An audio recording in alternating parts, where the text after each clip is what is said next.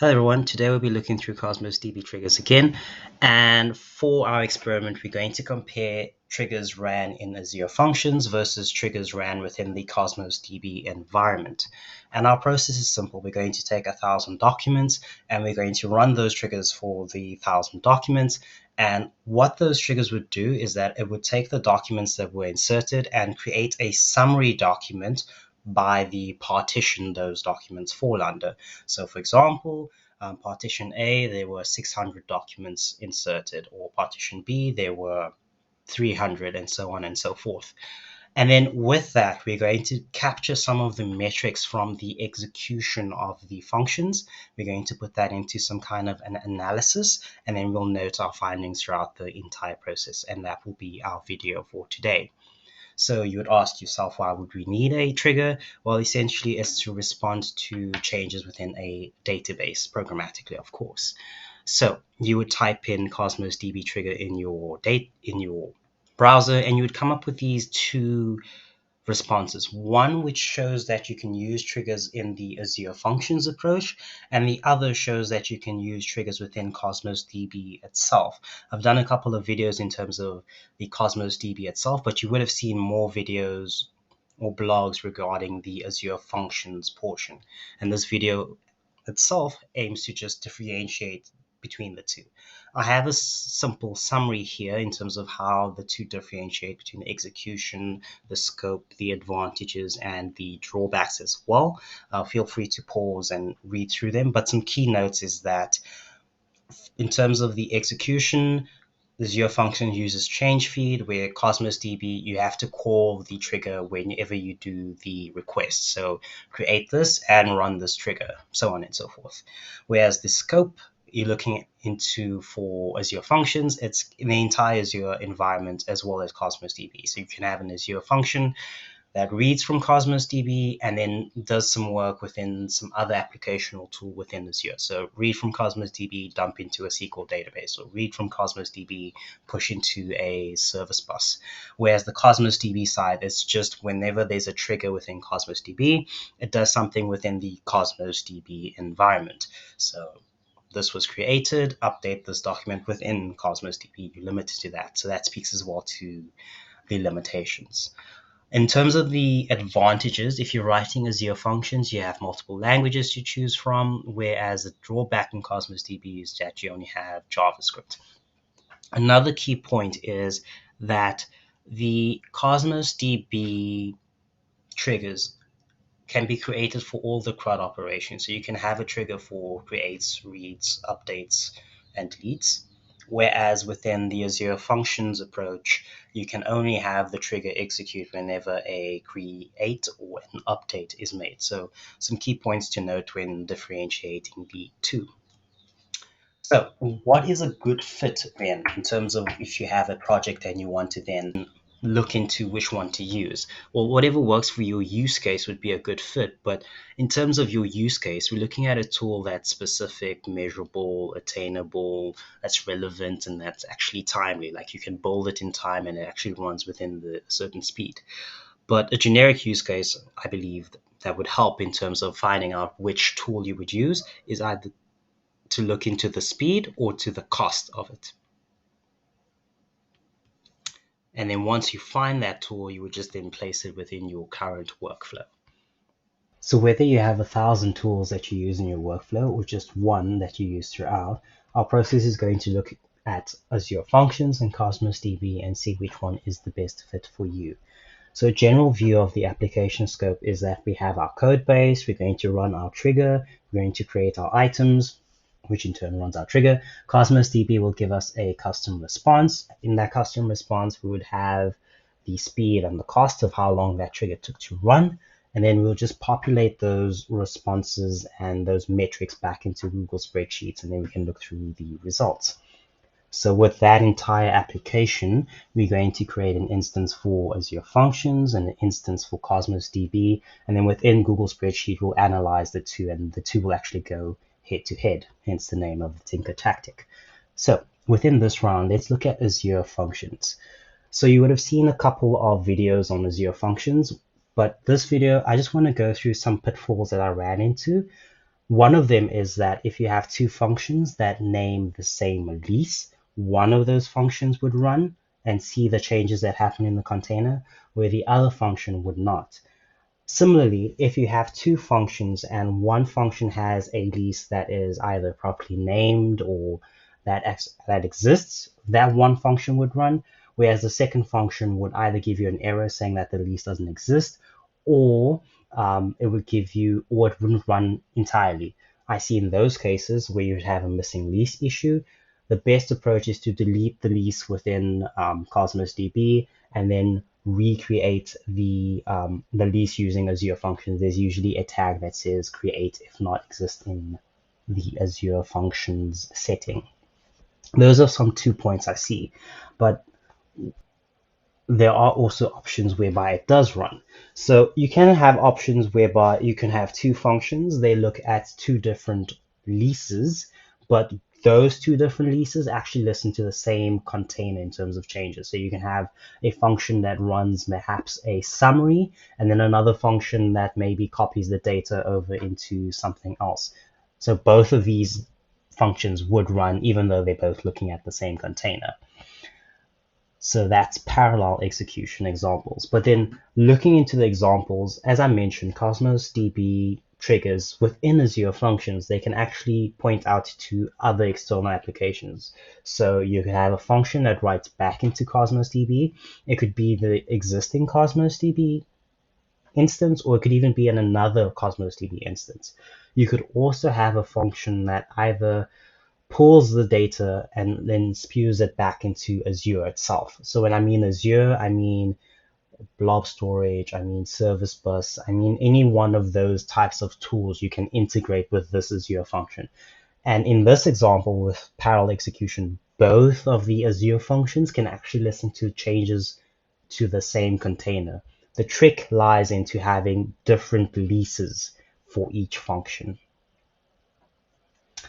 There's also a case whereby you could have this kind of sequential execution whereby a container has a lease, which has a function that runs and then that puts data back into a container which has a lease, which has a function, which then puts data into another Azure tool. Depending on your use case, it could be completely different, but you can have this type of scenario whereby you chain changes in Cosmos DB with Azure Functions and so on. But then the trick as well is to avoid some kind of endless execution. I've seen this in the code as well, whereby you would have a container that has changes. For example, you insert Apple into the container, and then the function itself runs and inserts it back into the same container. And because the function actually listens to that container as well, you'd have this loop of like the function would run, insert into the container, notice that it inserted something, run, insert into the container. So you'd have this endless loop, and almost like one of those cases whereby you have a while loop and you didn't put a incrementing type of function, so your while loop runs endlessly. So in those cases, it's best to have some kind of conditional checks to ensure that either this is a document that you want to work on, or you've already actioned this document. Some types of those checks you would need to put in place. You would also see this within the code base. So that actually just points to this one point that we see here within the Microsoft documents. If multiple functions are configured to use a Azure Cosmos DB trigger for the same collection, each function should have a dedicated lease or specify a different lease collection prefix for each function. So the past few slides just enhance the statement whereby depending on how many functions you use, if the functions look at the same container, you might need to organize your leases accordingly. All right, let's jump into the code base. I won't go into too much detail in terms of the code base, but I do have both the trigger app and the function app open within Visual Studio Code, and we'll just go through some of the nodes that might be beneficial. So in this diagram, in this workbook that I'm currently open in, this is the Azure Functions init page. So when the Azure Functions trigger runs, this is what would then be happening. It would receive a list of documents that were changed, and then you could have your code in here that runs. But for my example, what I'd be doing is that I'd create a run ID, I'd format the results, I'd initialize the container that I actually want to push the results back into, and then I'll do some additional configurations to actually see if this is something that I want to work on. So recently I mentioned that you want to almost do a check to see if this is a document that you want to execute, or if this document has not been either inserted already, actioned already, or so on and so forth. So you can see here I have a function that actually passes or runs the various conditions. So in this use case, we're looking at movies. We want to make sure that the document that we notice the change on is a movie. We want to notice that the document that we're going to process has a genre, and then we also want to notice that it's coming from a certain type of insert. So in this example, it's likely to mention that you might have a Cosmos DB instance or database that receives inserts from multiple different sources.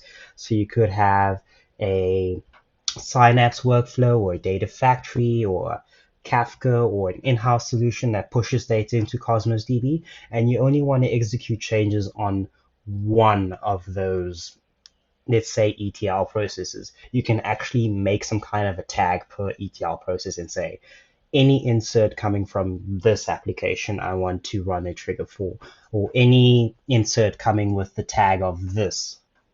In my case, it's movie. In your case, it might be manufacturing, it might be internal, it might be, name it. But you can actually bold out a list of conditions, and then before you actually run the trigger or process the document, the conditions would first check if this is a document that you want to execute, and then it would actually execute based on your conditions. So in my use case, I'm using movies, and we have a bulk insert application that inserts the 1,000 movies, and then once those movies are inserted, it would actually get triggered here. So we would say received 1,000 movies, and then we would actually pull out the distinct number of genres. This is something that I'll point on in later in the video, but what I'm doing here is that instead of running a trigger per document, because it's a aggregating type of function, we're actually going to run the trigger for the genre or the group itself. So we pull out the list of groups, and then for each group, we then run the process of aggregating across. So for those groups, we have the groups, and then in the groups, we actually want to pull out the documents that belong to the various groups. So it's like a type of a grouping mechanism.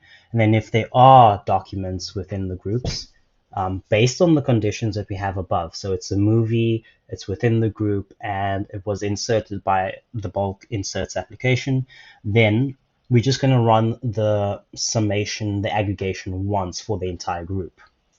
And once we run that summation aggregation using the summary process, the results then get added into this collection or object called formatted results.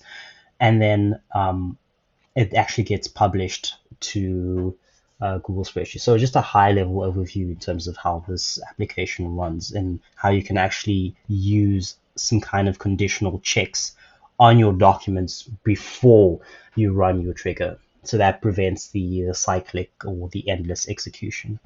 But one thing I want to touch on in terms of how do we actually get the responses of how long this process ran to actually pull the documents and to run the aggregations.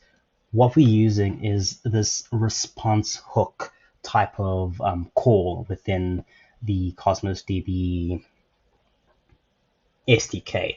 So you would see here that I have a self Cosmos container object. Well, essentially I have a Cosmos container object, and then within that object I'm running an upsert item. Elsewhere you can see I'm running query items, but for both of them you would see that I have this thing called response hook. And essentially what a response hook is more similar to like a callback function. So once Cosmos DB runs an upsert or it runs the query, there's some response headers that get returned back. And essentially what response hook is saying is when you run upsert items, use this function to handle the response headers and the response body. Now, when I'm looking at add upsert result or add query result, this is just a generic way or a sophisticated way, if anything, to handle it, because I'm using object-oriented approaches to do that. But you would essentially just have a function that has the headers and the body, and then based on that, you can do as you wish in terms of saying this was the response, or this is how much RUs we used in terms of querying and upserting items.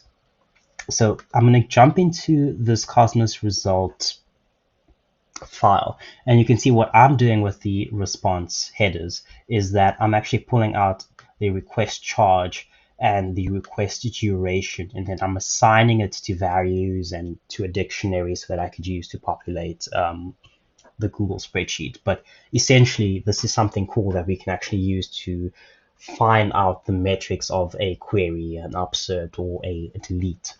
Jumping back to the slides, you can see here within the slides the response hook. So the keyword arguments in terms of one of those CRUD operations, you can have a response hook, which, as mentioned, is a callable invoked with the response metadata.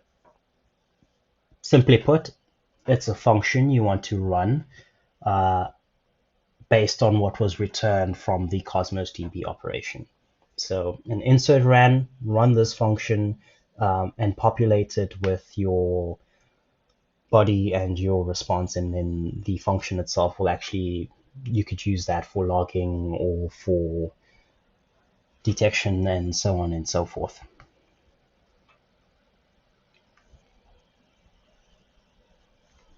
Now, looking into CosmosDB, within the CosmosDB space, how the function would actually work, instead of having to insert 1,000 documents and then have a trigger run in the background for those 1,000 documents, each document is going to be inserted, let's say, with the trigger request call, and we can see that within the code. So jumping back in the code, I have this main function which has 1,000 iterations, and essentially we're just creating tasks to run those 1,000 iterations for the different inserts. And then once we have the results, we then push it into the Google spreadsheet, essentially. So how does this version actually get back the response headers? Well, if I go into trigger test and we look at the Cosmos trigger approach, we can see firstly that the insert type is trigger. So this application, if it inserts any data within that Cosmos DB collection, the Azure function won't pick this up or it won't execute it because it's not a bulk insert. That's one thing. And then secondly, what we'd see as well is that once it runs, you would see here at the bottom how we get the response headers is completely different from the previous approach. How we get the response headers in this version is that we call a function, or we call an attribute on the connection itself.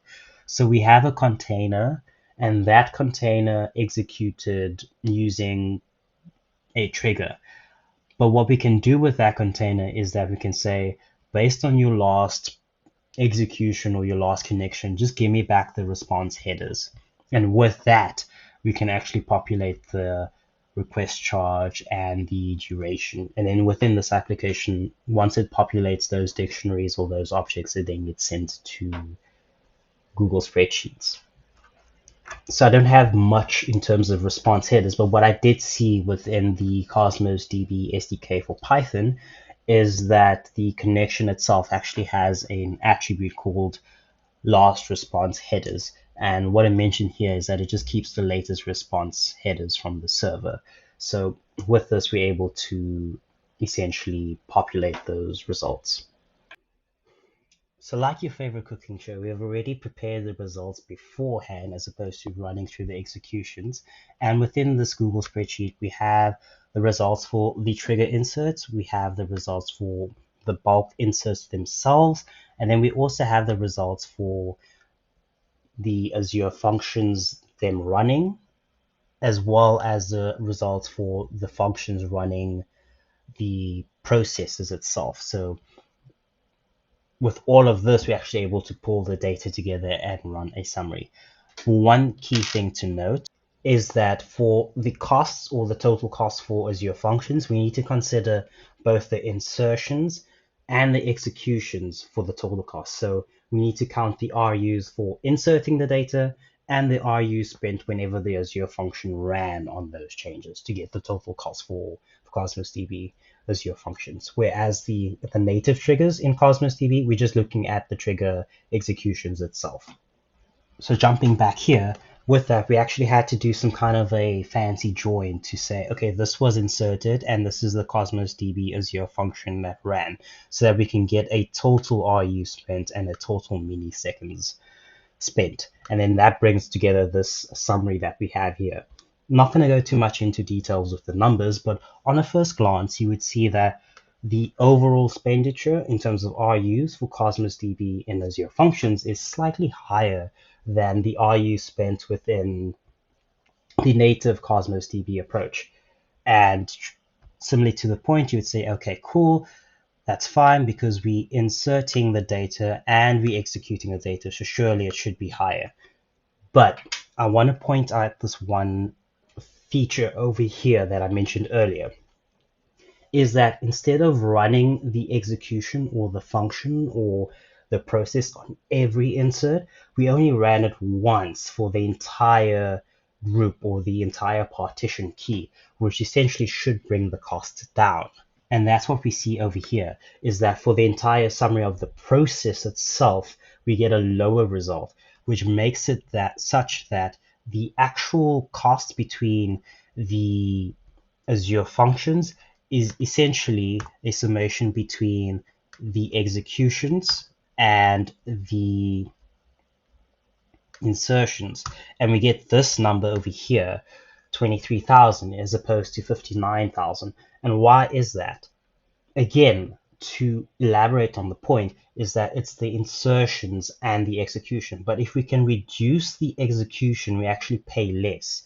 What I mean is that instead of running an aggregation for every insert and then paying for every aggregation, why don't we take all of those functions, which is what we did in the code, or rather, why don't we take all of those document insertions or those changes as we did in the code and run the execution once for that group and just pay for that group. So based on an aggregation approach, we could group all of those documents and then run the aggregation for that document. There is a better way to do this, but I'll leave that for another video. Some other things we see is that in terms of the speed, it's relatively the same in terms of how both Azure Functions and Cosmos DB runs through their operations. But even in this, if we design our application a bit differently, we can see some drastic changes or some drastic differences between the two, the same way that we saw with this number in terms of the RU spent. So that's something to keep in mind for your use case. Speaking of use case, if we have an aggregation, then the best fit would be an Azure function. But if we have a validation type of process, then the best fit would be a Cosmos DB. And notice I put an asterisk on the best fit because both of these tools allow for flexibility in terms of the way that the code is written, as well as the way that you structure how the data is inserted itself. So based on those metrics as well, or those considerations, there might actually be a change in terms of which one's the best fit. But I believe this video does give a bit of a nudge in terms of what you could do in either Azure Functions or Cosmos DB to better align your workflow, which then brings us to a summary. So we know that there are two approaches for triggering data post-updating. There's Azure Functions and there's Cosmos DB. There's two ways to actually see the responses in terms of looking at the metrics. And one is using the response hook, as well as using the container connection attribute. So that get last collection dot get response headers, you could use that to actually see the response from Cosmos DB. And then in your use case or in your scenario, you can actually start measuring how many RUs or how many milliseconds it actually takes. Then in terms of the cost, we noted that, okay, Azure Functions does cost slightly more RU than Cosmos DB triggers, and that's because we're inserting the data and executing the Azure function on top of that insert. There's other stuff that we need to also consider in terms of how much costing that does the Azure function itself incur as opposed to just the RU spent. Then we also saw that if we're running batch operations, it's better to use Azure Functions. And if we run a single unit operation, it's better to use Cosmos DB triggers. But the one key point is that the application design actually trumps the application tool that you use. So whether you use Azure Functions or Azure Cosmos DB triggers, the key is actually how you design these applications and how you design the database structure or the connections between the different documents. That speaks to how you're able to maximize on RU usage and milliseconds spent. So it's more about you making the most of the tool that you use as well as choosing the right tool. So it's actually a balance between the two. So with that, there's no real key tool that you would use. There's one that you would use for a use case, but you would still find yourself iterating through the process and trying to essentially find the best way to use the tool. And you might even find yourself using both tools. So it could be a double KO in that approach. But one thing I wanted to then look into the next video is that because we used an aggregation function within the Azure Cosmos DB function approach, whereby we saw a drastic change in the amount of RUs used, could we go a step further and actually reduce the RU spend from 23,000 to even a lower number? And that's something that we would see in the next video. Another thing that we could probably look into beyond the next video is that I looked into using Google Spreadsheets to just look through the aggregations, but maybe another future video could be looking into something whereby there's actually a tool or there's actually a portal where we can see RU spent per request or per query. But I'm keen to look into your thoughts and to your questions, so do put them down below and then I'll get through them as well, as this will also entail how these videos are structured. Thank you, and I'll see you in the next video.